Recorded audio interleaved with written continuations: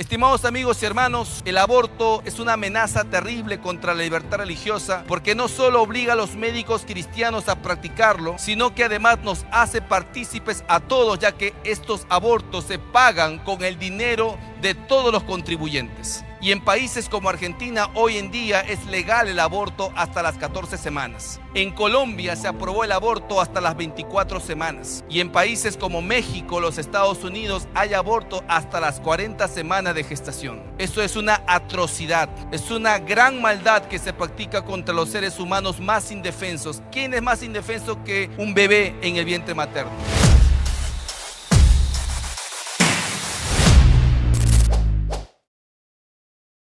Muy buenas noches, que Dios les bendiga a todos. En esta oportunidad vamos a hablar sobre algo que también es parte de la identidad del ser humano y son los derechos humanos, precisamente. ¿Por qué tenemos derechos humanos? Por el simple hecho de ser un ser humano. Y uno de esos derechos humanos básicos, fundamentales, es el derecho a la libertad religiosa. Si algo nos caracteriza y nos hace humanos, es la posibilidad de creer, de razonar y de expresar esas creencias. Pero, lamentablemente, hoy en día, ese derecho tan básico, tan fundamental como la libertad religiosa, está bajo ataque constante y permanente.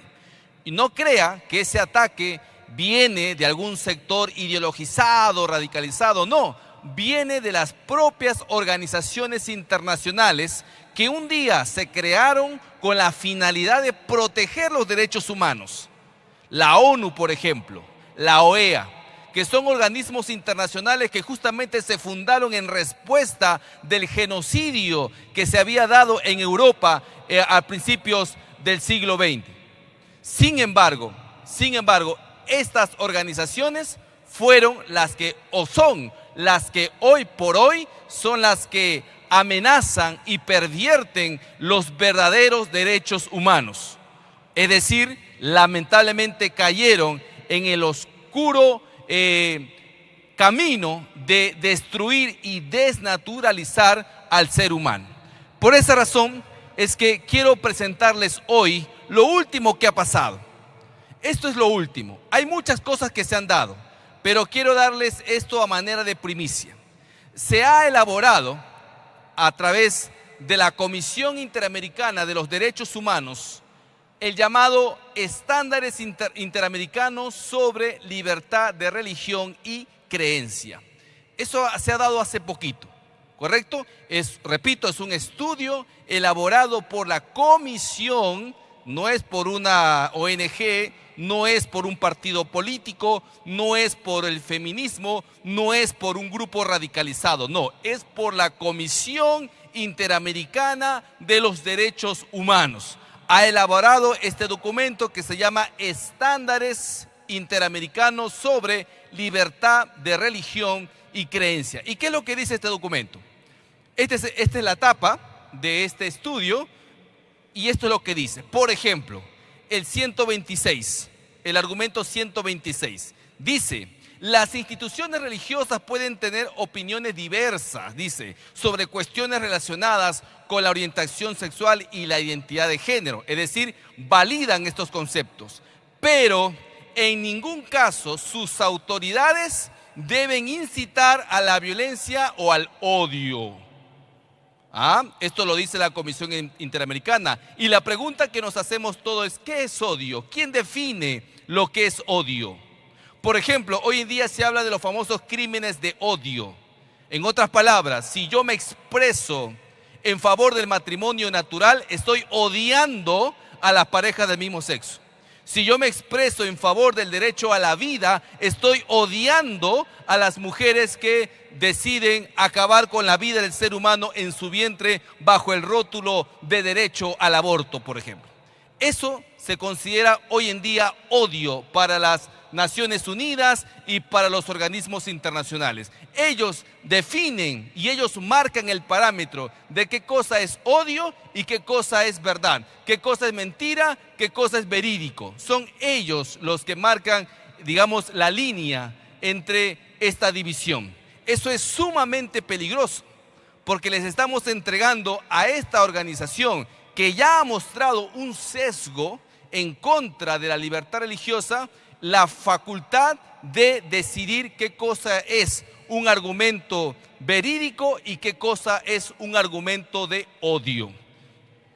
Pero también tenemos otras cosas más. Por ejemplo, los estados deben respetar, dice, la libertad de los padres y o tutores de asegurar la educación religiosa y moral de sus hijos de acuerdo con sus propias convicciones. Ahora, esto es un parafraseo de lo que ya dice la Convención Americana de los Derechos Humanos. Dice, pero conforme con las normas mínimas prescritas por el Estado, que también deben respetar los derechos humanos.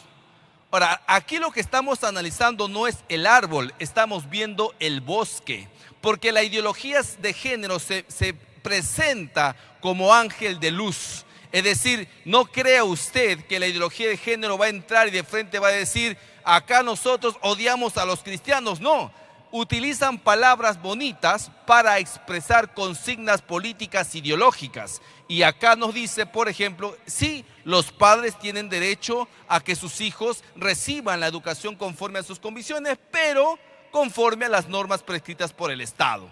Por ejemplo, si un Estado adopta el matrimonio homosexual como un derecho, entonces ya el padre no puede hablar en contra del matrimonio homosexual. Pero mis convicciones me señalan a mí que el matrimonio solo puede ser entre un hombre y una mujer, porque además así lo dice la Biblia. No, ya no puedes. ¿Por qué? Porque tu derecho se queda condicionado a las normas que prescribe el Estado. Si el Estado adopta el matrimonio homosexual, si el Estado adopta el aborto, si el Estado adopta la ideología de género, entonces ese es tu límite. No puedes hablar más de eso. Entonces el Estado se convierte ¿en qué? En Dios. Y el Estado reemplaza las creencias, reemplaza las convicciones. Eso era lo que pasaba en los estados fascistas. Todo dentro del Estado, nada fuera del Estado. Y lo que pasa hoy en día en los estados comunistas. Tus convicciones se sujetan a lo que es mejor para el Estado. Si tus convicciones van en contra del Estado, entonces tus convicciones simplemente quedan anuladas. ¿Correcto? Eso es lo que nos está diciendo aquí la Comisión, repito, Interamericana de Derechos Humanos. Bien, la relatora especial sobre los derechos culturales de Naciones Unidas ha recomendado a los estados el respeto y la garantía del derecho a la educación para todos sin discriminación, ¿no? De conformidad con las normas internacionales, lo cual implica un sistema de enseñanza pública de carácter laico con un plan de estudios no sexista que promueva, dice, una cultura de igualdad de género y empoderamiento de la mujer.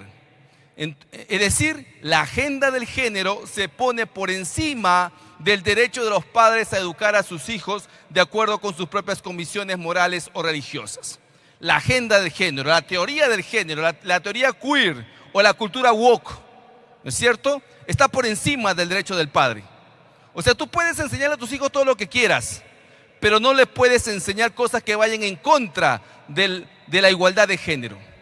El género, como bien lo ha explicado Jorge de Lama, es, digamos, esa teoría por la cual se señala que el sexo no determina el género, que uno puede construir su género, puede construir su sexualidad y que la biología no determina en lo más mínimo tu desarrollo sexual, tu desarrollo cognitivo, tu desarrollo moral. Entonces, la teoría de género viene a reemplazar y a desnaturalizar la verdadera esencia del ser humano. Pero ojo, según la Comisión Interamericana, tú no puedes ir en contra de estos derechos que supuestamente ahora se tienen que adoptar, como la igualdad de género. Dice, al respecto ha alertado que este es un asunto de creciente importancia y debate debido a las restricciones que algunos grupos religiosos organizaciones de padres e incluso estados proponen a la enseñanza sobre la prevención del embarazo adolescente, la educación sexual o el respeto de los derechos de los niños, niñas y adolescentes LGTBI, por ejemplo, dice. O sea, acusa a los padres de ir en contra de los derechos de sus hijos, justificando dichos abusos en sus convicciones religiosas. Hace bastante tiempo ya, para estos organismos internacionales, la religión es un enemigo que hay que debilitar. El relator especial sobre la libertad de religión o de creencias se ha referido a la reducción de los programas de educación sobre salud sexual y reproductiva en Brasil, Chile, Colombia, a raíz de la presión ejercida por grupos religiosos. Miren, esto es el informe de la comisión. O sea, nos ven a nosotros como enemigos. Y coloca a la salud sexual y reproductiva, que no es otra cosa que el aborto. Ahora le llaman así eufemísticamente, no utilizan la palabra aborto, ahora le llaman derecho sexual y reproductivo. La CIDH se ha referido a la prohibición de la difusión y utilización de materiales referentes a la teoría o ideología de género, entre comillas. O sea, ellos simplemente desvalorizan, ¿no es cierto?, quienes hablamos de ideología de género. Para la CIDH, los que acusamos de que existe ideología de género somos simplemente conspiranoicos o somos contrarios a los derechos humanos que deben promoverse desde estas organizaciones. En otras palabras, somos agentes hostiles para estos organismos internacionales. En ese sentido, dice la CIDH, este tribunal ha observado que en ocasiones la oposición al matrimonio de personas del mismo sexo está basada en convicciones religiosas o filosóficas y han entendido que tales convicciones no pueden condicionar lo que la convicción establece respecto a la discriminación basada en orientación sexual. En otras palabras, si usted se opone al matrimonio homosexual basado en sus convicciones religiosas, usted lo que está haciendo es discriminando a estas personas. En otras palabras, usted se convierte en un delincuente, porque quien comete discriminación está cometiendo un delito, según el Código Penal y los códigos penales a nivel internacional. Entonces, si usted antepone su creencia religiosa para oponerse a esa consigna política ideológica, usted está cometiendo una grave infracción contra los derechos humanos de esas personas. ¿Se da cuenta cómo han desnaturalizado completamente lo que deberían ser realmente los verdaderos derechos humanos? Difunde, por supuesto, una imagen negativa de la religión como contrapuesta al derecho de las personas. Esto es uno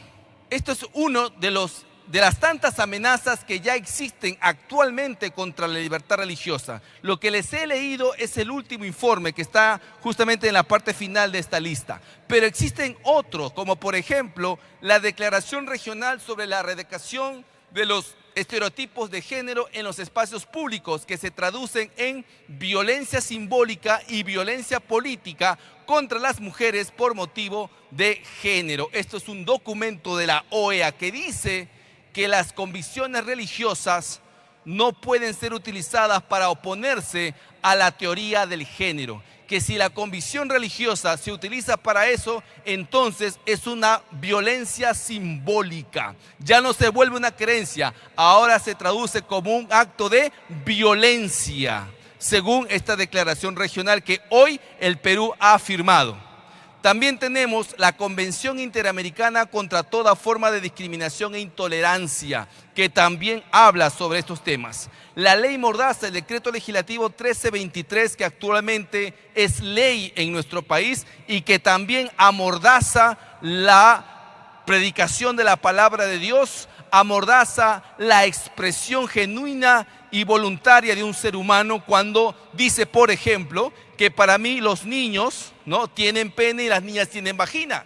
Eso no lo puedo decir porque estoy siendo un transfóbico. No puedo decir que el matrimonio es la unión entre un hombre y una mujer porque estoy siendo homofóbico. No puedo decir que las mujeres no tienen derecho a matar al fruto de su vientre porque estoy siendo un misógino y así, etcétera, etcétera. No solamente me rechazan mi discurso, sino que me estigmatizan, me patologizan, me dicen que padezco una enfermedad y si eso no es suficiente, entonces aprueban leyes de crímenes de odio para tratarme ahora como un delincuente y mandarme a la cárcel, como ya existe en otros países. Y precisamente este decreto legislativo 1323 sanciona con pena de cárcel todo discurso que vaya en contra de los supuestos derechos sexuales o reproductivos o de los supuestos derechos a la identidad de género. Por ejemplo, si usted se opone a que un hombre vestido de mujer o sin necesidad de vestirse como mujer se considera mujer y quiere ingresar al mismo baño que está utilizando su niña en ese momento, usted no puede hacerlo, porque si lo hace, usted está yendo en contra de los derechos de identidad de género de ese hombre. Y entonces tiene que colocar a su niña en indefensión, porque no sabe lo que este hombre podría hacerle a su niña dentro de un baño. Estos famosos baños inclusivos. Eso se hace bajo la teoría del género. No le importa si ponen en riesgo la vida y la salud de las niñas y adolescentes en nuestro país. ¿Correcto? Eso es la ley Mordaza. Y por supuesto, para poder aplicar estas normas o estos protocolos internacionales, se han inventado las Fiscalías Superiores Penales Nacionales y Fiscalías Penales Supraprovinciales especializadas en derechos humanos e interculturalidad. Esto no es otra cosa que una Gestapo de la Comisión Interamericana y la Corte Interamericana para justamente sancionar a quienes no se sometan a la ideología de género. O sea, no solamente han creado el protocolo o el documento que sirve como marco teórico o marco normativo, sino que también han creado la policía de pensamiento, ¿no?, para aplicar estos protocolos. O sea, han inventado prácticamente todo, han armado el muñeco para ir contra la libertad religiosa de las personas. Siguiente, por favor. Entonces, ¿cuál es la problemática hoy en día del derecho a la objeción de conciencia, que vendría a ser, digamos, la medicina o la cura justamente que tenemos los seres humanos para poder defendernos de esta amenaza? Cuando el apóstol Pedro fue llevado ante el Sanedrín y le dijeron los sacerdotes, tú no puedes seguir predicando de Cristo, el apóstol Pedro dijo, juzguen ustedes si es correcto obedecer a los hombres antes que a Dios. Y siguió predicando a pesar que había sido prohibido por los sacerdotes. Pedro fue el primer objetor de conciencia. Y ese es el derecho que tenemos todos los peruanos y la gente en general en todos los países del mundo, la objeción de conciencia. Y justamente la problemática que hoy tenemos es que no existe al interior de las entidades públicas y privadas procedimientos claros para justamente que los trabajadores o servidores puedan ejercer su derecho a la objeción de conciencia. Han pasado ya casi 8 años y medio desde que se ha dado, digamos, el reglamento, pero no ha procedido. Son 13 años de vigencia de la actual ley de libertad religiosa, pero hasta este momento el derecho a la objeción de conciencia se ha traducido como letra muerta, porque no existe un procedimiento. No existe hoy en día existe un nuevo contexto político-social que exige el fortalecimiento del derecho a la objeción de conciencia, precisamente por todo lo que les he comentado, estos protocolos, estos documentos internacionales que amenazan la libertad religiosa de los peruanos. El criterio establecido por el Tribunal Constitucional que obliga al objetor a tener que esperar hasta que el Poder Judicial emita sentencia firme para recién en ese momento ejercer su derecho a no cumplir una norma que contraviene su fe. Y aquí está, por ejemplo, la relación de los procesos, muchos de ellos llevados por adventistas que tuvieron que esperar meses para poder tener una sentencia favorable. Es decir, mientras no tenga usted una sentencia favorable, no puedes ejercer tu derecho a la objeción de conciencia. Esto es lo que nosotros queremos cambiar. ¿Cómo? A través de esta propuesta.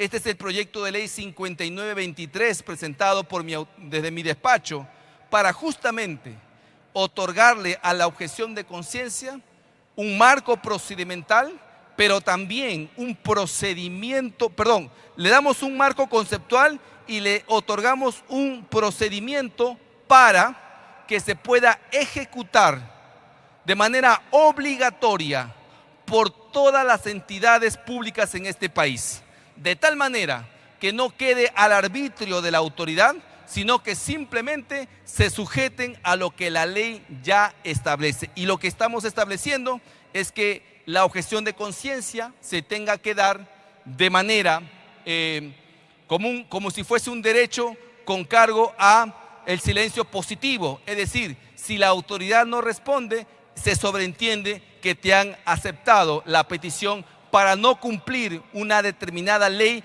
que vaya en contra de tus convicciones religiosas. Por ejemplo, el médico que no quiere practicar un aborto, el profesor que no quiere enseñar ideología de género, el estudiante que no quiere ir a rendir un examen en sábado, el padre de familia que no quiere que a sus hijos lo adoctrinen con la ideología de género. Y así podemos seguir poniendo ejemplos. En otros países, lamentablemente, lo que está sucediendo es que los padres de familia están siendo sancionados por las autoridades correspondientes porque no permitieron que a sus hijos los adoctrinen con la ideología de género. En Chile, por ejemplo, teníamos el caso de un médico que le quitaron su licencia por no haber practicado un aborto. Estimados amigos y hermanos, el aborto es una amenaza terrible contra la libertad religiosa, porque no solo obliga a los médicos cristianos a practicarlo, sino que además nos hace partícipes a todos, ya que estos abortos se pagan con el dinero de todos los contribuyentes. Y en países como Argentina, hoy en día es legal el aborto hasta las 14 semanas. En Colombia se aprobó el aborto hasta las 24 semanas. Y en países como México, los Estados Unidos, hay aborto hasta las 40 semanas de gestación. Esto es una atrocidad, es una gran maldad que se practica contra los seres humanos más indefensos. ¿Quién es más indefenso que un bebé en el vientre materno? Y eso lamentablemente se está aplicando en diversos países. Martin Luther King nos dijo un día: nunca olvidemos que lo que sucedió en Alemania fue legal y democrático. Y eso nos hace entender que la ley no siempre es sinónimo de justicia. La ley será justa solo si se fundamenta en la verdad. Pero si una ley se fundamenta en la mentira, entonces es una ley injusta que nosotros no podemos obedecer. Si una ley dice que un hombre que se siente mujer, es una ley injusta porque se basa en la mentira. Si una ley dice que la vida se respeta recién cuando nace y no desde el vientre, es una ley que se basa en la mentira, y son leyes que no podemos obedecer. Como cristianos tenemos el deber y la obligación de obedecer a Dios antes que a los hombres. Y si nos tenemos que oponer al Estado frente a esas imposiciones, lo tenemos que hacer, porque nuestra obligación primera está con Dios antes que con cualquier otra autoridad en este planeta. Y justamente la objeción de conciencia sirve para proteger nuestras conciencias, nuestra alma y nuestras convicciones. Y la buena noticia que tengo que darles es que este proyecto de ley 5923, que modifica el artículo 4 de la Ley de Libertad Religiosa, ha sido ya dictaminada por la Comisión de Constitución y fue aprobada por mayoría de votos en la Comisión de Constitución. Es una buena noticia. ¿Qué falta para que esto se convierta en ley? Que esto pase al Pleno del Congreso y podamos aprobarlo también por mayoría. Cuando esto se apruebe y sea ley en nuestro país, va a ser una cosa completamente nueva en el mundo entero. Muchos países nos van a copiar, porque esta es la medicina, la cura frente a la imposición ideológica de estos organismos internacionales, porque es la mejor manera legal para oponerse a estos dictámenes completamente injustos. Y ahí está. ¿Cuáles son los principales aportes legislativos incorporados en el dictamen, repito, ya aprobado en la Comisión de Constitución? Es que se reconoce expresamente al derecho a la objeción de conciencia como derecho fundamental. es decir, no estamos hablando de cualquier derecho. Se establece un procedimiento para que los funcionarios públicos puedan ejercer plenamente su derecho a la objeción de conciencia. Se permite a los padres no solo exonerar a sus hijos del curso de religión, sino de aquellos temas que, siendo parte de otros cursos, colisionen con sus convicciones religiosas y morales. También se podrá hacer esto. Y finalmente, se prohíbe expresamente que los objetores sean objeto de discriminación, de méritos académicos o profesionales o cualquier tipo de sanción. Con esto se evita la estigmatización que por muchos años han sufrido los cristianos a lo largo de la historia. Esto, estimados amigos y hermanos, será una gran victoria para hacerle frente a estas amenazas abiertas contra la libertad religiosa. Muchísimas gracias por su atención y que Dios les bendiga mucho. A seguir orando por nuestro país y a orar por esta ley para que se convierta en ley muy pronto. Muchísimas gracias.